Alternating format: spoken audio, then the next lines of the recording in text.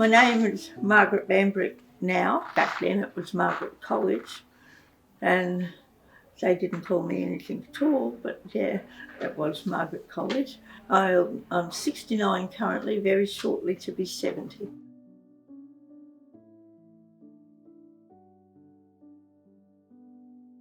I went in when I was 3 years old, and I believe the idea was that we were only going to be there for a couple of weeks while my mother had major surgery, but it all went wrong, and she ended up in a rehabilitation facility, and we were there for a year.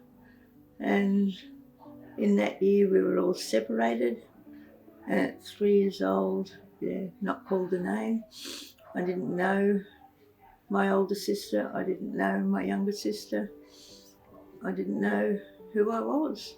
They didn't call us by name, they called us girl or boy, or they didn't call us anything at all, really. Even when people called me by name, I didn't answer because I didn't identify with that name. Like Mum, in rehab, she used to knit twin sets, so little jumpers and cardigans to keep us warm, and we never saw any of them. I had like a toy room, and no one was allowed in the toy room ever unless the inspectors were coming. On the odd occasion, we would get to play with these beautiful toys, and as soon as the inspectors were gone, everyone was back out of that room, out of those clothes, and they would all be stored away again. We never got to see those clothes. We went home with strangers, absolute strangers. They weren't even Mum and Dad. They owned a car. We sat in the back of the car. We were actually given a teddy from the toy room. I remember that. And I was holding mine at the window, fell out. They wouldn't stop to pick it up. And when my dad was dying, he asked us to go through the photos with him, the old photos, and we came across a photo of this couple, and we asked him who that was, and he said he wasn't prepared to say, but he and Mum owed them a terrible debt of gratitude. And I'd been told during the Ford inquiry that they had to pay money to get kids out of care. And they had no money. I believe the people in that photo are the ones who paid our way out of the orphanage and took us home to Mum and Dad, the ones who owned the car. Dad had all memorabilia, the letters my sister wrote. Mum had nothing. So she must have carried an enormous sense of guilt. We used to eat weeds from the grass.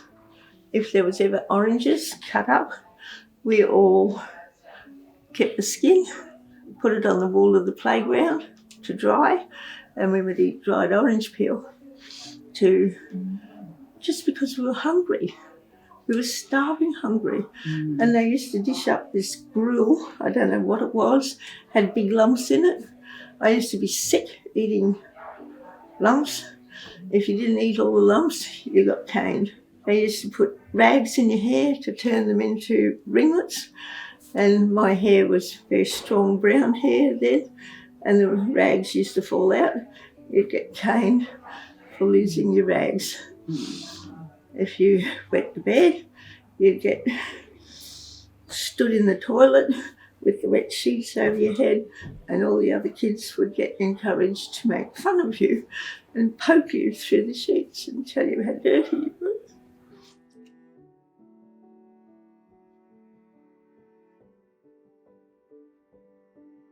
I think for all of them, they need services at home where they have some control, because to be reliant on an institution takes away control.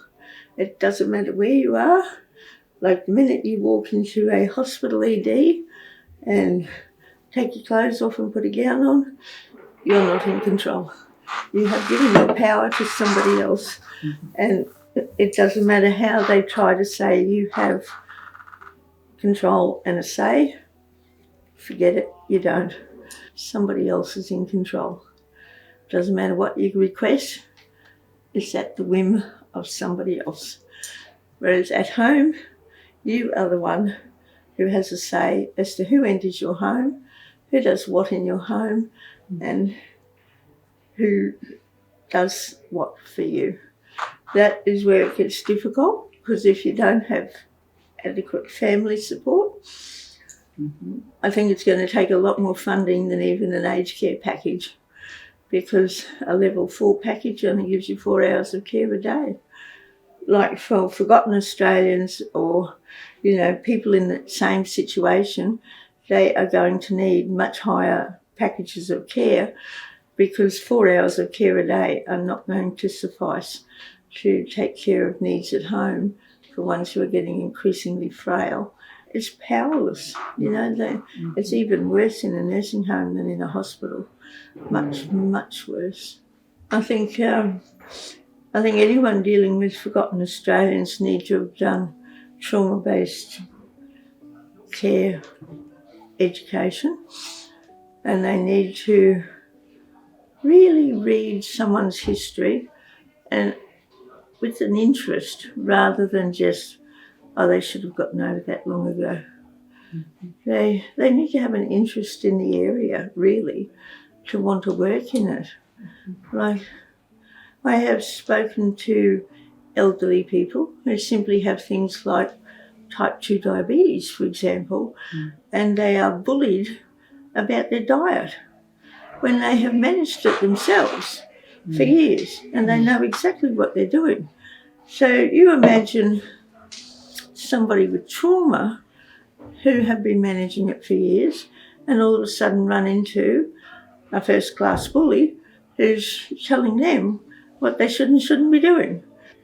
It's going to have severe emotional consequences for them, and they're going to basically die in distress. It's not right. When I go to hospital, some are excellent, the minority. Most of them are dismissive of what I'm feeling and get very annoyed. And I think if that's an indication of where I'd have to live permanently, I would find it overwhelmingly distressing. It is cruel. I've had one incident where they have simply created a false history to give drugs that they thought were suitable, but I have a documented allergy to. How do you defend yourself against that when you've got no one else to defend you? And I was too sick to even realise what they were doing. And when I asked for the assistance of the Ombudsman, and you get that documentation, they have written up an entire false history. It's not only disempowering, it is terrifying. And they still ask me if I feel safe there, and I still say no. Yeah, the whole concept of medication without your consent is terrifying.